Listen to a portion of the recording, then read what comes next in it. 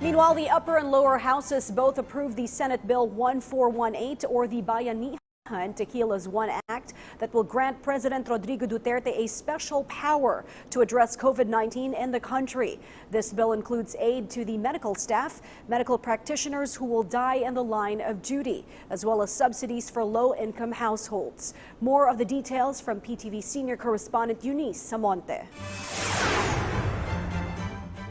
The Congress already approved the proposed legislation that would give President Rodrigo Duterte the power to address COVID-19 outbreak in the country.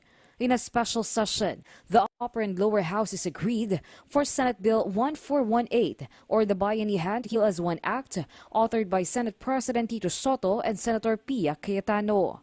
According to the bill, there is an urgent need to minimize the spread of the virus and to mobilize assistance to affected individuals and provide sufficient health care to the patients.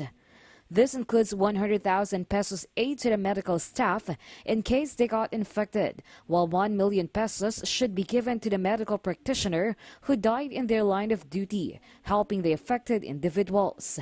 Section 4 of the said bill also states that 18 million low-income households should be provided a subsidy of minimum 5,000 to 8,000 pesos a month for 2 months. The President is authorized to exercise powers that are necessary to properly carry out the declared national policy and to respond to the crisis brought about by the pandemic.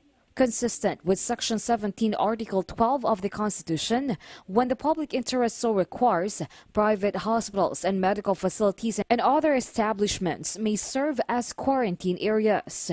The President is also given the authority to allocate cash, funds, investments, including unutilized subsidies held by GOCC or any national government agency, banks and financing companies, and other financial institutions including GSIS, Social Security System and Pag-ibig Fund to implement a 30-day grace period for the payment.